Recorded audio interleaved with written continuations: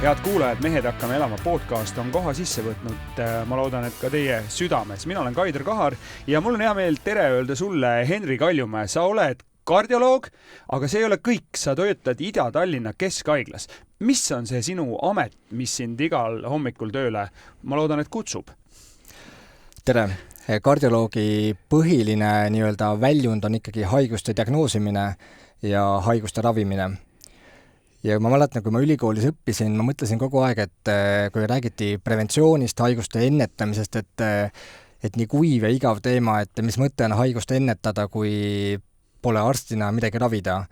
Aga mida aeg edasi, seda rohkem ma ise tajun ja tunnen, et tegelikult selline haiguste ennetamise dimensioon või domeen on tegelikult see, mis pakub mulle sellist nagu väga sügavat huvi järjest rohkem ja see on ka tegelikult teema, millel on kõige suurem väärtus, ma arvan, inimeste jaoks tervikuna.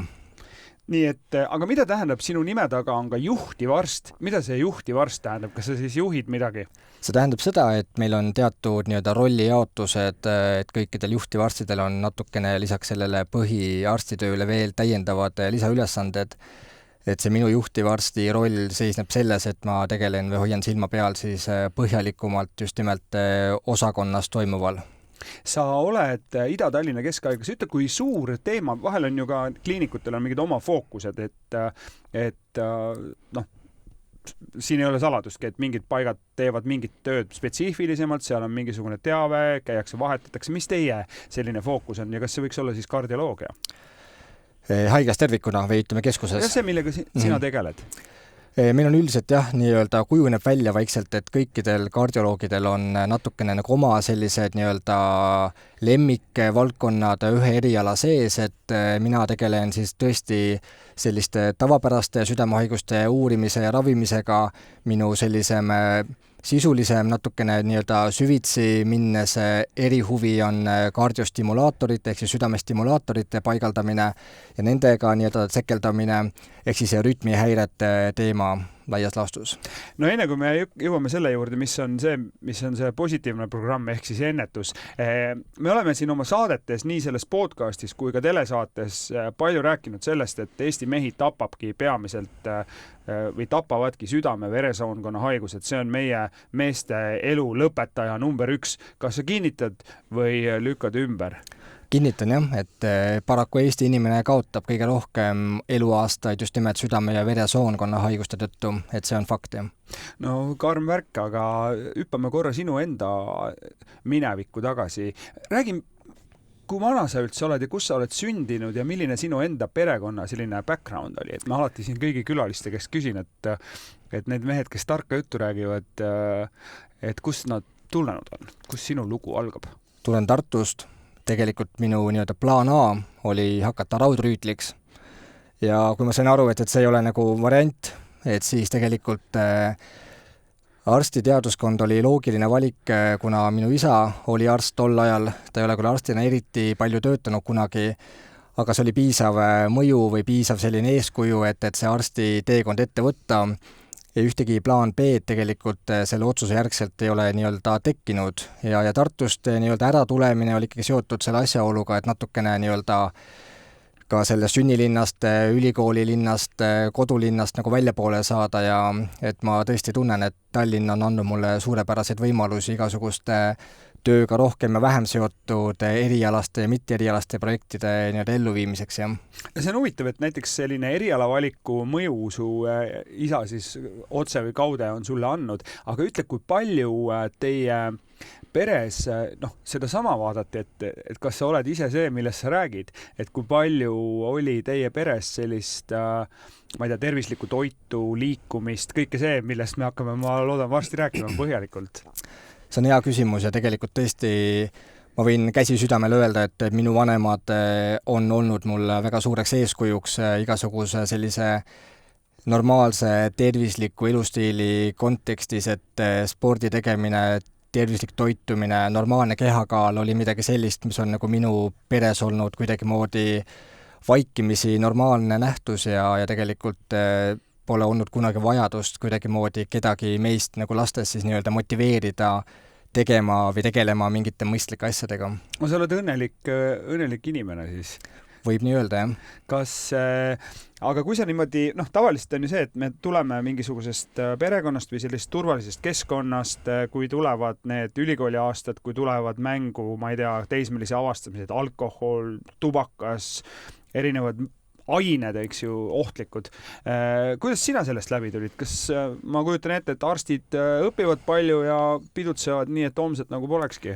Kõik sellised tavapärased nii-öelda mingis mõttes nagu ühiskonnas, ütleme, rohkem või vähem aktsepteeritud sellised enesehävitamise nii-öelda ütleme, domeenid on mul kõik läbi proovitud, selles mõttes ma ei ole kindlasti mingi erand ja ütleme nii, et sellest ma olen nagu läbi tulnud edukalt, ma arvan, mul ei ole vähemasti enda hinnangul kahjulikke harjumusi külge jäänud, olen ka selle ülekaalu teemaga kokku puutunud väga põgusalt, nimelt Kaitseväes ma suutsin 2,5 kuuga umbes 20 kilo juurde võtta, et olen ka selle nii-öelda ülekaalu probleemi omal nahal läbi tegelikult kogenud ja see oli uskumatult ränk tegelikult kokkuvõttes, jah. Aga anna mulle seda nõu või ütle, mis see sinu kogemus oli, et ülikooli ajal kõik ju katsetavad oma piire, sa oled kodust eemal, maailm tundub nagu vau, kõik on siin olemas, on ju. Mis see sinu selline reegel oli, millega sa nagu kuidagi läbi purjatasid sellest? Võib-olla minu jaoks selline, ütleme, pidepunkt oli kindlasti selline spordiharjumus või ütleme, kehalise liikumise harjumus, ma arvan, mis on absoluutselt ülioluline ja ütleme, nii mitmes mõttes vajalik selline kaaslane kogu eluks tegelikult ja võib-olla teine selline oluline asjaolu, mis aitas mul nagu ülikoolist nii-öelda läbi saada edukalt, oli see, et tegelikult mul alles tekkis selline õppimisharjumus või õppimisoskus ja soov õppida iseenda jaoks alles ülikoolis võib-olla. Et see oli minu jaoks selline põnev uus avastus ja tegelikult see oli see, mis meid kindlasti kannustas. No väga hea on endise arstitudengi ja praeguse praktiseeriva arsti käest küsida, mis see, ütleme, stressi leevendaja on, et teil on ju tohutud mahud, mida te peate õppima, teie vastutus on väga suurt, teilt oodatakse väga palju. Kuidas seal nagu toime tulla selle stressiga, et kas see on see liikumine, mis on see, mis sulle aitab stressi maandada või on veel mingid häid nippe? Ma arvan, et see igapäevane liikumine kindlasti on üks kõige võimsamaid võimalusi, et seda stressi maandada. Ma arvan, samamoodi selline normaalne sotsiaalne võrgustik, mille kohta öeldakse näiteks inglise keeles social fitness, mis tegelikult on, ma arvan, uskumatult võimas nii-öelda viis, et enda stressi maandada. Ma arvan, et minu puhul kindlasti see, et mul on üleüldiselt, ma ise arvan vähemasti selline optimistlik, positiivne ellusuhtumine, pigem selline ratsionaalne empaatiavõime, et see kõik on nagu see tervik, mis siis tegelikult aitab sellest igapäevasest, ütleme, mõnevõrra võib-olla tröösitust nii-öelda argielust läbi vedada, et see argielu just nimelt siis ütleme töö kontekstis. Ütle 2 sõna, mis see social fitness on, see on mulle uus mõiste. Ütleme niimoodi, et kui me vaatame neid teadusuuringuid, mis ütlevad seda, et mis on need kõige põhilisemad faktorid, mis aitavad inimestel kaua tervena elada, siis näiteks Harvardi ülikooli sellised pikaealisuse uuringud väidavad seda, et tõenäoliselt üks nii-öelda võib-olla kõige rohkem alahinnatud dimensioon või selline asjaolu, aga mida on ka teiselt poolt väga raske nagu hinnata, kvantifitseerida või mõõta, on selline nähtus nagu sotsiaalne, ütleme, heaolu, ehk siis see, kas meie ümber on armastav hulk inimesi, meie perekond, meie sõbrad, see tähendab sellist kahesuunalist tegelikult panust, et ühelt poolt meie sõbrad annavad meile, meie pere annab meile ja samamoodi need suhted säilivad siis, kui me ise pingutame nende säilimise nimel. Ehk siis meil on huvi ümbritseva vastu, me tahame panustada keskkonda, kogukonda ja meil on huvi nii-öelda suhelda oma perega, oma sõpradega ja samamoodi loomulikult ka seesama nii-öelda normaalne eluterve suhtumine elusse tervikuna, et elu on tegelikult tore ja lõbus ja elamist väärt, et me ei pea elu üle dramatiseerima kuidagimoodi ja elu on tegelikult fun. Kui me nüüd mõtleme selle sinu valdkonna peale, mis on siis südame- ja veresoonkonna teema, see on kõik seotud sellega. See ei ole lihtsalt, et me räägime siin social fitnessist või sellest, et hoia oma suhted korras, et siis on muud asjad ka korras. On see seotud ka? Kas see inimene, kellel on hea paarisuhe või tore perekonna suhe või ma ei tea, mingid sõbrad, kes üldiselt ootavad ja on rõõmsad, kui sa kohale ilmud, et siis see mõjutab ka meie südame- ja veresoonkonna tervist? Ma arvan küll, et tegelikult näiteks Stanfordi epidemioloogid on juba üle 50 aasta tagasi proovinud kuidagimoodi riski hinnata ja mõelda välja mingisuguseid riski hindamise nii-öelda ühikuid. Ja kuna risk realiseerub alati inimestel natuke erinevat moodi, siis tegelikult ongi raske hinnata. Ja Stanfordi epidemioloogid töötasid välja sellise nähtuse või termini või riski hindamise ühiku nagu mikroelu.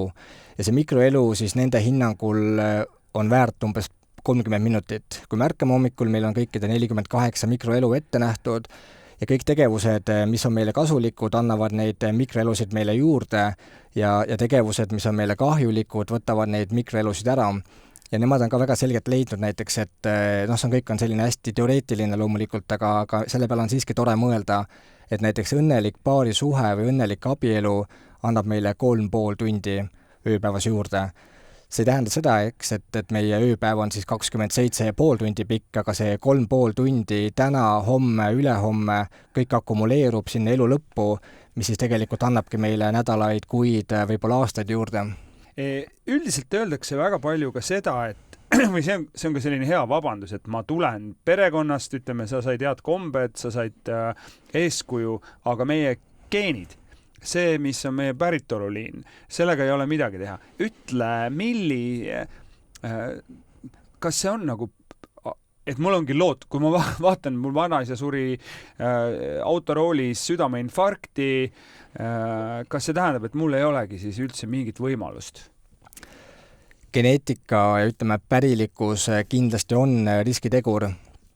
Seda ei saa eitada, et me teame, et hästi jämedalt võttes selline robustne number umbes 10–30%, ütleme siis 20% keskeltläbi rahvastikust tervikuna on siis see, mis tõesti võib-olla on meile nagu ette determineeritud, see nii-öelda nagu halb lotovõit mingis mõttes, et mis me saame kaasa oma vanematelt nii-öelda päranduseks läbi oma geenide, mis siis tõesti nii-öelda tõstab teatud riske, aga see ei tähenda seda, et kui need riskid eksisteerivad, et meil ei ole võimalik seda nii-öelda üldist südame-veresoonkonna haiguse riski kuidagimoodi mõjutada, sest me teame siiski seda, et umbes 80% tegelikult kõikidest kroonilistest südame-veresoonkonna haigustest on tegelikult potentsiaalselt ennetatavad, kui me tegeleme pidevalt ja ütleme varasest noorusest peale õigete asjadega. No hästi palju liigub selle ümber ka müüte, et üks on see sama pärilikkuse teema, et ma olengi, tea, suure kondiga, mul ongi nagu kalduvus, mul on lihtsalt, naudi elu, nii et nagu homset pole, nagunii tuleb see liivaannus mulle varsti järgi, on ju. On veel mingid müüte, mis on veel need müüdid, mis teil sinna kabinetti tulevad koos nende meestega? Ütleme, võib-olla üks selline müüt, mida me oskame nüüd juba tegelikult, milles me oskame nagu kuidagi kriitilisemalt suhtuda, on näiteks see, et kui me vaatame ülekaalu ja rasvumist nii-öelda ühiskonnas, Eesti ühiskonnas samamoodi. Ma ütlen siia kohe, paks laps, terve laps või paks laps, mis iganes, ilus laps. Absoluutselt, et tegelikult see nii-öelda kliiniliselt või ütleme nagu arsti vaatevinklist on see täiesti vale, et kui meil satub vastuvõtule näiteks see rasvunud inimene, kes oma kehamassiindeksi alusel täidab rasvunud inimese kriteeriumid, mõõdame tema vererõhku, mõõdame tema veresuhkrut, tema kolesterooli, näeme, et kõik numbrid on normaalsed, siis me nagu varasemalt justkui tõstsime käed üles, ütlesime, et pole hullu midagi, et tegelikult kõik need nii-öelda riski hindamise uuringud on tegelikult nagu negatiivsed, et nad ei viita tõusnud riskile, aga me teame tänasel päeval näiteks, et ikkagi rasvumine ja ülekaal on märkimisväärne riskitegur. Eestis samamoodi näiteks 2020 aastal ülekaalu ja rasvumise tõttu oli hinnanguliselt umbes 250 000 haigusjuhtu, umbes 650 enneaegset surma, mida me saame konkreetselt liigse kehakaaluga nii-öelda seostada, umbes 120 miljoni eurone kulu riigile ainuüksi selle tõttu, et inimesed on ülekaalulised. Ja kui me ütleme, et mõõdame ja katsume kuidagi aru saada selle inimese riskist ja me ei suuda tuvastada ühtegi kõrvalekallet peale selle fakti, et ta on ülekaaluline või rasvunud, et me ei saa seda inimest nii-öelda tembeldada terveks, et me teame, et tal on oluliselt kõrgem risk saada näiteks südamepuudulikkust või näiteks südameinfarkti. Et see on üks selline müüt, mida me oskame tegelikult järjest rohkem ka võib-olla nii-öelda kummutada. Mis müüdid veel on?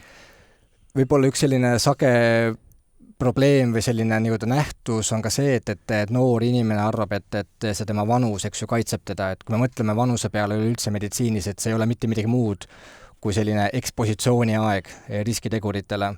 Mida vanem on inimene, seda kauem on tal olnud aega olla eksponeeritud erinevatele keskkonnateguritele ja kui me arvame, et see vanus on nüüd mingisugune nähtus, mis nüüd kõik selle nii-öelda riski aitab, ütleme niimoodi, maandada, kui me räägime noorest inimesest, siis tegelikult ei pea paika. Me näeme 30. aastates infarkte, see ei ole mingisugune haruldus, et see loogika, et ma olen noor, et ma võin olla ülekaaluline, ma võin teha suitsu, ma võin juua iga päev rohkem, kui ma peaksin, et see tegelikult ei pea paika. No sellest on meil siin palju räägitud, või me oleme siin oma saates avanud, et lihtsalt su keha mingil hetkel see patarei, mis sul on nagu looduse poolt antud, lihtsalt saab otsa, et see võib-olla tõesti tundub, et on nagu, oledki igavene, aga tegelikult minu kogemuses on see umbes 33, kui ma hakkasin lagunema. Tundub see loogiline arsti vaates? Jah, et kui me võtame hästi niimoodi filosoofiliselt, et siis evolutsiooniliselt me tegelikult ei pea ju elama palju kauem kui 40 aastat, et meie järglased on ilmselt suured selleks ajaks ja jäävad ise ellu väliskeskkonnas. See ei ole ilmselt praegu, mis sa räägid. Et selles mõttes, et see, et me elame praegu vanuseni 70-80, et see on lihtsalt, ütleme, kindlasti nii-öelda sellise, ütleme ka ravivõimaluste ja ütleme sellise teadliku elustiili ja teadlikute valikute küsimuseks. Nii et ma peaksin olema oma 45 eluaastaga juba rõõmus, kui me võtame nagu mingi 50 miljonit aastat tagasi või ma ei tea, 10 miljonit. Kui ma oleksin 45, siis ma kindlasti iseenda sees tahaksin elada veel vähemalt sama kaua. No see kõlab loogiliselt, jah, mul on sama plaan. Aga räägime korra siis sellest, et ennetus on ülitähtis. See on ilus sõna, aga tegelikkuses on seal väga palju ju sisu ja tuuma taga, et proovime seda avada. Mu käest vahel küsitakse, et millal siis või kuidas, et millal need mehed liigutama hakkavad ja kahjuks üldiselt siis, kui mingi esimene ilge pauk on ära olnud ja et nagu kuidas olla, kuidas ennetada, on ju, et kui sa, see autovõrdlus on ju ülimugav, et sa ju käid hoolduses kogu aeg ja nad remondivad oma autosid. Ma ei tea, millal sa panid autosse viimati midagi kasulikku autole? Suvel. No suvel panid, suvi ei ole alles hiljuti lõpus, ma arvan, et see on väga tuttav, on ju. Aga kuidas märgata neid, mis need esimesed nagu ohumärgid on? Ütleme nii, et ennetuse alla kuulub ka näiteks rutiin arsti vaatevälja sattumine. Et meil on ju väga palju riskitegureid, mida me ise ei taju. Kõrge kolesterool, kõrge veresuhkur, kõrge vererõhk, eks on samamoodi müüt, et mul ei saa olla vererõhk kõrge, kuna ma tunnen ennast hästi. Et need on asjad, mida me saame avastada ainult siis, kui me seda hindame ja mõõdame. Et kui me räägime nagu südamehaigustest tervikuna, siis ütleme, kui me juba hakkame midagi tundma, olgu see näiteks mingisugune rindkerevalu, olgu see südame pekslemine, õhupuudus või ma ei tea, säärte turse, siis me teame, et tegelikult on juba haigus välja kujunenud ja sellisel juhul me enam nii-öelda nagu ennetusest väga ei räägi, või siis me räägime juba haiguste diagnoosimisest ja nende ravimisest. Et mulle väga meeldib, ameeriklastel on välja töötatud selline terve olemise retsept, see on siis südame assotsiatsiooni poolt, ameeriklaste poolt välja töötatud kontseptsioon, mis kannab nime Life's Essential 8, ehk siis 8 põhilist dimensiooni, millele kõik inimesed peaksid pöörama tähelepanu selleks, et vältida krooniliste haiguste teket ja elada kaua tervena, et mitte lihtsalt kaua, vaid elada kaua tervena. Ja need 8 dimensiooni on tegelikult imelihtsad. Nii, sa oskad neid kindlasti peast lugeda? Ma võin need ette loetleda. See on normaalne kehakaal, see on regulaarne liikumine, tervislik toitumine, normaalne ööuni, ehk siis see eelmine versioon kandis nime Simple 7 ja sinna lisati juurde ka see ööune dimensioon 8. nii-öelda uue dimensioonina, sest me teame, et regulaarselt nii-öelda inimesed, kes regulaarselt vähe magavad, nende risk näiteks saada diabeeti, ajuinfarkti, südameinfarkti, südamepuudulikkust või näiteks ka erinevaid psühhiaatrilisi häireid on oluliselt kõrgem. Ja samamoodi sinna juurde see 5. dimensioon siis tuleb mitte suitsetamine ja kui inimene teab veel lisaks sellele enda kolesterooli väärtust, enda veresuhkru väärtust ja enda vererõhu väärtust, siis tegelikult ongi see nii-öelda retsept nii-öelda täiuslik ja põhimõtteliselt on kõik võimalikud riskid või kõik võimalikud asjaolud, millele me saame ise tähelepanu pöörata, ongi nii-öelda kõik nii-öelda ära hinnatud. Nii, teeme siia, siis saab öelda, et teeme siia stopi, nii kallid vaatajad, nüüd kerige tagasi, pange aeglustusse, kirjutage omale need lehenurga peale või tapeedi peale üles ja kui sa, ma ei tea, kes tahab, tätoveerige endale. Et kui seda järgida, siis tegelikult on see, mida arstid ütlevad või mida selline normaalne tervise soovitaja ütleb, et see järgi seda ja tegelikult ongi see, mida inimene saab ise teha. Absoluutselt, et igasuguste telomeeride pikkuste mõõtmine, mingisuguste selliste peensuste, mingite nüansside hindamine suure kalli raha eest ei ole tegelikult nagu vajalik, et kui me tegeleme nii-öelda õigete asjadega, millel me teame, et on statistiliselt oluline mõju meie tervisele, et samamoodi, mida me näeme, on see, et inimesed mõtlevad, et okei, et ma teen palju sporti, et järelikult ma võin nagu kuskilt natukene nii-öelda võib-olla näpistada neid teisi riskitegureid, et ma võin siis suitsu teha või ma võin siis näiteks rohkem nii-öelda kärakat panna, just et tegelikult loodus nii ei tööta, et me ei saa nagu nii-öelda valida välja, ütleme nagu neid kirsse noppida, et mis meile nagu paremini sobib, et sellega me tegeleme ja teisi neid dimensioone me nii-öelda ignoreerime.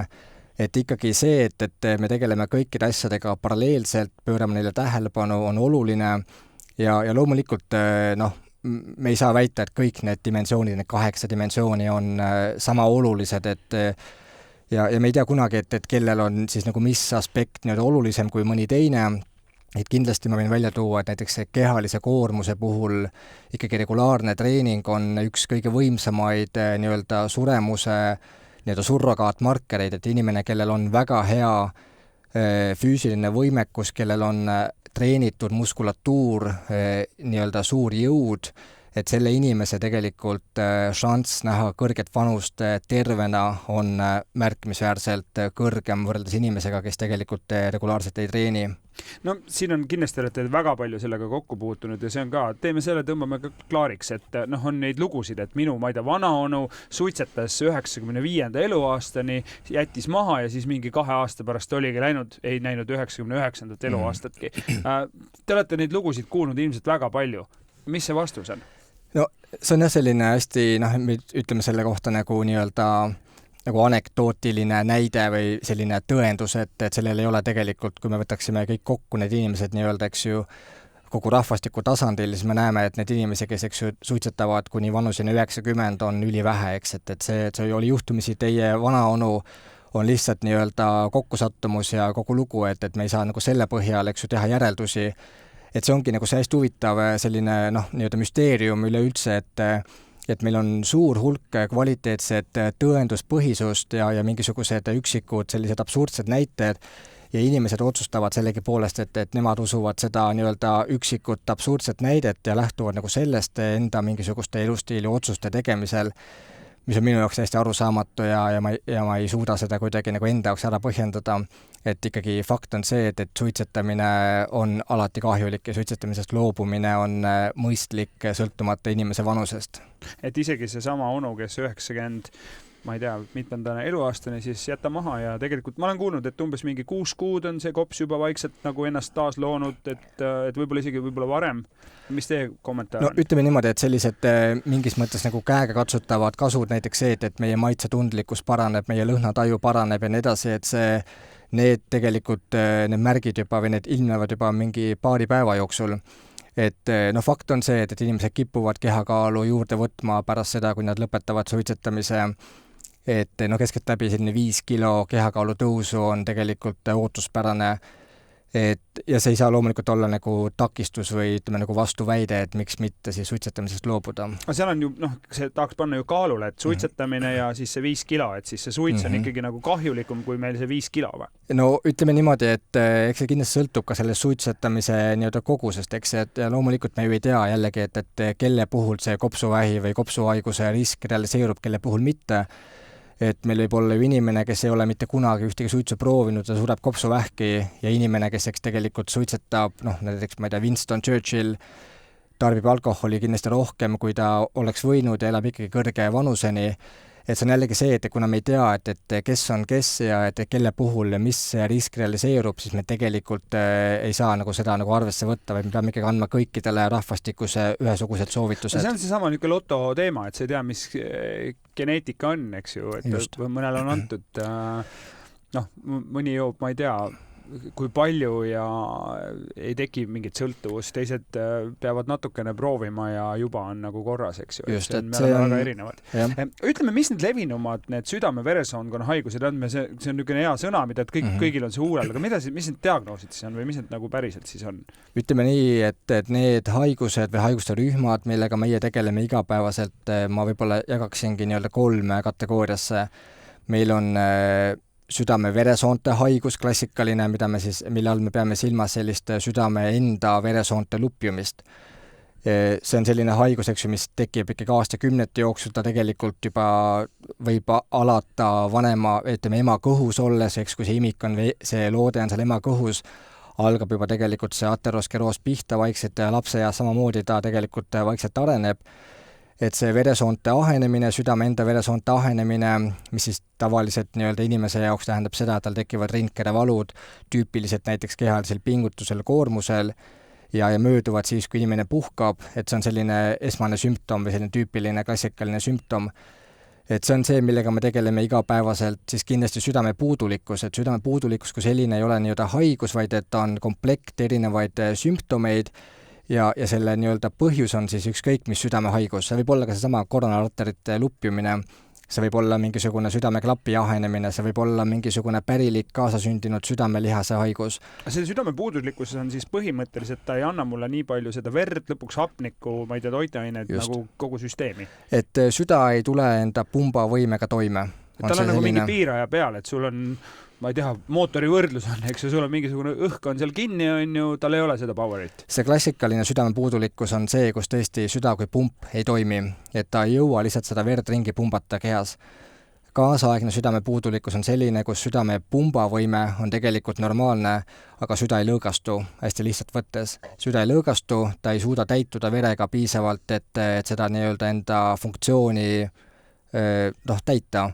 Ja see on see, mida me näeme, see on seotud elanikkonna vananemisega, see on seotud meie rasvumise pandeemiaga, et see kaasaegne südamepuudulikkus ongi just nimelt see, kus südame pumbavõime on säilinud, aga südame nii-öelda lõõgastumisvõime on tugevalt häirunud. No ma tahan kohe visualiseerida ja mingeid praktilisi näiteid, et see on see, et sa teed mingit õudset trenni kogu aeg, lihased on nagu pinges, kanged, hommikul tõused üles, ikka on kanged, et sul ei ole seda nagu mõnusat nagu relaxi või seda, et tee seda venitust või tee seda lõõgastumist, eks ju. No ütleme niimoodi, et kui nagu mingit analoogiat nagu tekitada, et siis võib-olla see on nagu mingisugune NBA korvpallur, kes tegelikult läheb sinna väljakule, eks ju, viskab 40 punkti, teeb tippsoorituse, aga kelle keha ongi, eks ju, mõeldud ainult selle nagu tippsoorituse jaoks, et need lihased on sellised jäigad, et ta hüppeliigesed ei liigu, ei paindu, sellest piisab talle, et seal, eks ju, minna ja pealt suruda korvi, aga et ta tegelikult nii-öelda, et ta suudab nagu seda võimu arendada, aga et need lihased on kuidagimoodi nii jäigad, et nad ei liigu, nad ei veni, et see lihase pikkus ei muutu oluliselt palju. Kui nüüd vaadata neid südame ja et me avasime praegu 2 tahku, et kas seal on 3. osa ka veel? Ja rütmihäired kindlasti on selline hästi tüüpiline probleem, millega satub patsient kardioloogi vaatevälja. No see on rütmihäired on midagi, millest me tegelikult oskame aru saada, et sa saad aru, et midagi on teistmoodi, mingisugune, ma ei tea, mingi vahetakt tekib või mingisugune, see on ka mulle tuttav teema. Et mulle öeldi, et see mingi see, et on okei takti peal või ma ei tea, et soovitati vaadelda seda. Aga sellest me saame aru, on ju. Jälgimine on samamoodi diagnostikavahend meditsiinis, et see, et me ei tee mitte midagi, vaid me lihtsalt jälgime, et mis saab, et kas see kaebus süveneb, kas ta läheb üle, et see on tegelikult mingis mõttes nagu diagnostikameetod. Aga rütmihäirete puhul tõesti on nii, et selliseid lisalööke, vahelööke, inimesed tunnevad iga päev, neid ongi kõikidel iga päev, nad ei kujuta endast mitte mingit ohtu, nende taga ei ole reaalselt reeglina mitte mingisugust ohtlikku südamehaigust. Teatud südamerütmihäireid jällegi ei esine tervetel inimestel. Me teame, et näiteks sellised kiired südamerütmihäired võivad olla näiteks ka noorte inimeste probleemiks ja neid on võimalik ravida edukalt, nad ei ole eluohtlikud oma olemuselt, aga nad pigem lihtsalt halvendavad meie elukvaliteeti. aga loomulikult on, eks ju, ka rütmihäired, mis on mingisuguse muu südamerikke või südamehaiguse tagajärg ja sellisel juhul me sageli leiamegi üles selle nii-öelda juurpõhjuse või selle südamehaiguse läbi selle rütmihäire.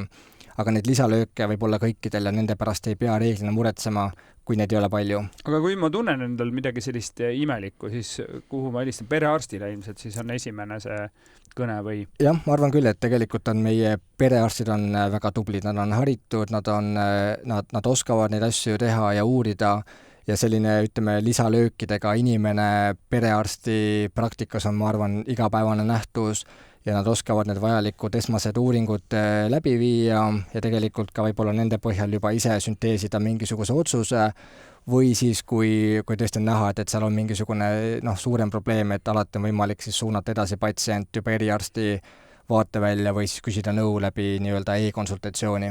Kas teil olete ise öelnud patsiendile, et kus te nii kaua olite?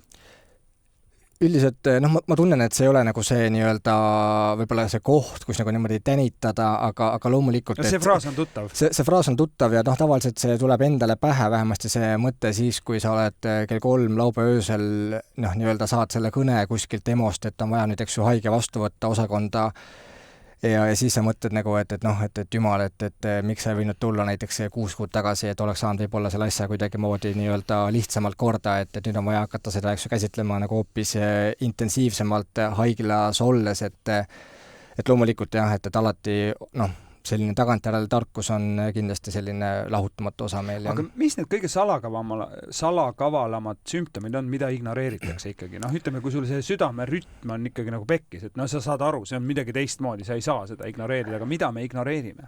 Ma arvan, et ikkagi selline tüüpiline võib-olla kaebus või sümptom, millesse suhtutakse võib-olla sageli liiga pinnapealselt või kuidagi moodi nagu liiga muretult, ongi just nimelt see surumistunne rinnus.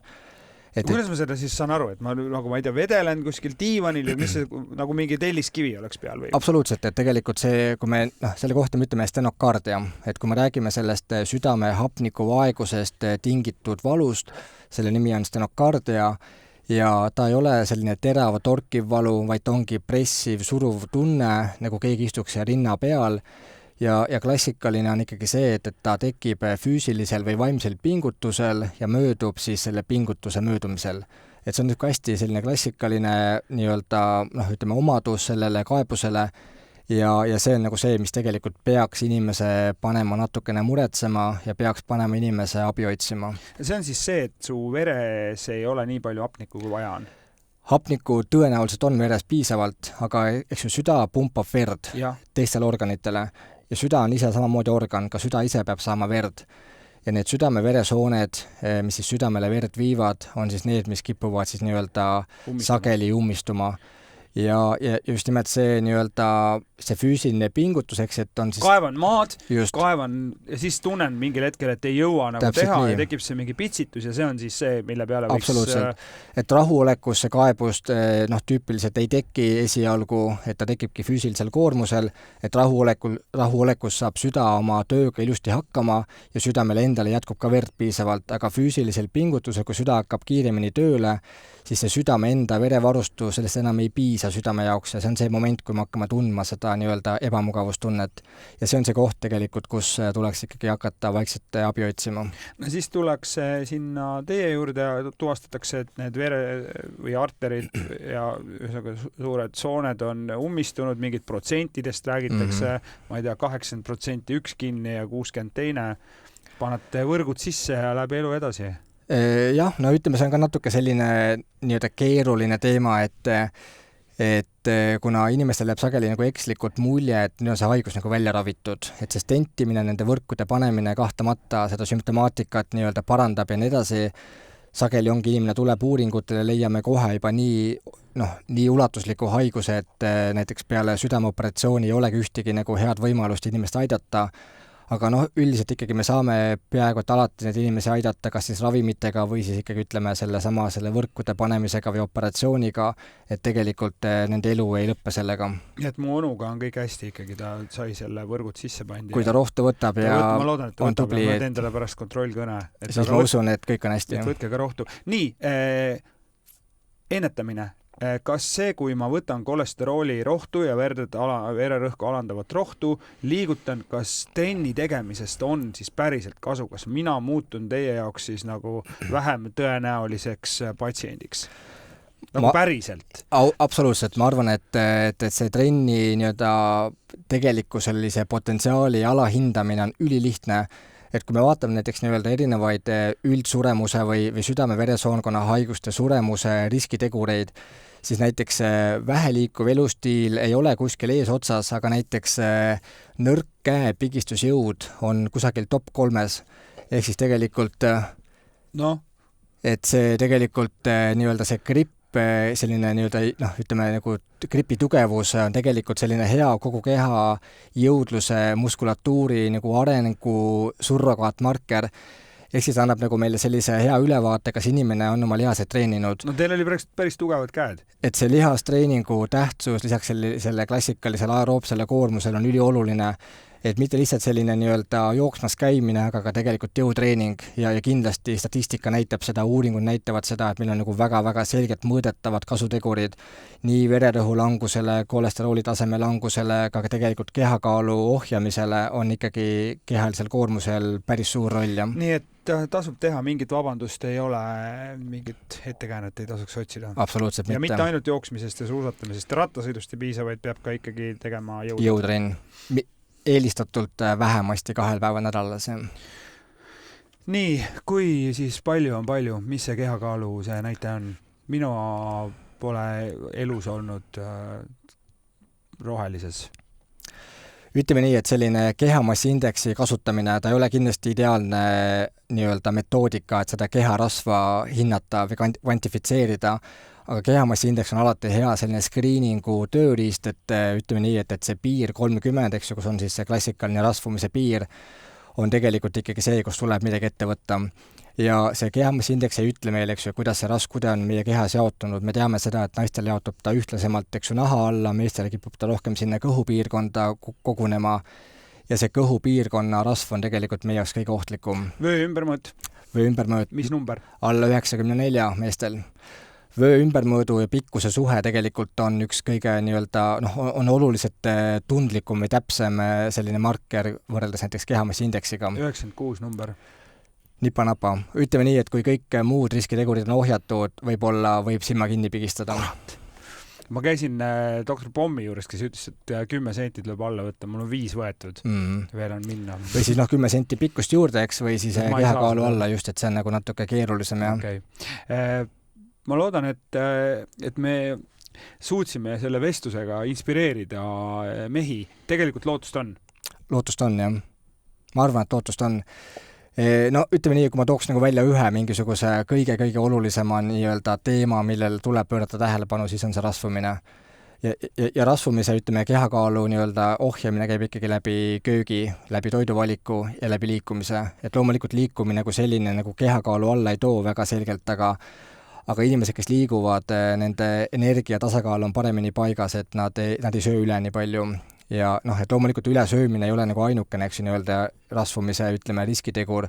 Et see ei ole ainult, eks ju, liigne söömine, vähene liikumine, siin on väga palju muid nii-öelda teemasid veel lisaks juures, et alates sellest, et meie, eks ju, toiduvalik ongi ebatervislik ja keskkond soodustab rasvumist, aga ka rasvumine kindlasti ja liikumine on nagu 2 minu selliste soovitust, millele pöörata tähelepanu. Kuskilt peab alustama ja see on siis hea koht. See on karm teekond, aga ega meil ei ole alternatiive.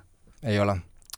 Aeg lendab siin saates armutult. Mul on sulle selline üks isiklik küsimus ja kõigi meeste käest ma seda küsin. Mida teed sina oma vaimse ja füüsilise heaolu tagamiseks ja tasakaalu hoidmiseks? Mis sinu enda selline viis on?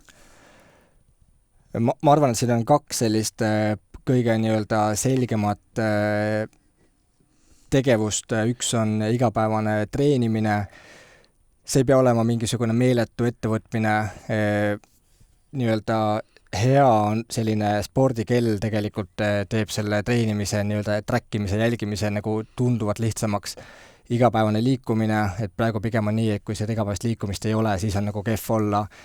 ja kindlasti teine teema on see, et ikkagi see õhtune aeg kodus on nii-öelda, see tööväline aeg on ikkagi mõeldud siis pere jaoks, et ma arvan, et need kaks asja, kui neil on nagu olemas, siis tegelikult tuleb kõik muuga kaasa. Ja sa oled ise enda peal viinud läbi inimkatsed, mulle tundub, et sa näed päris hea välja, naeratad ja pigem on sinuga meeldiv vestelda. Samad sõnad.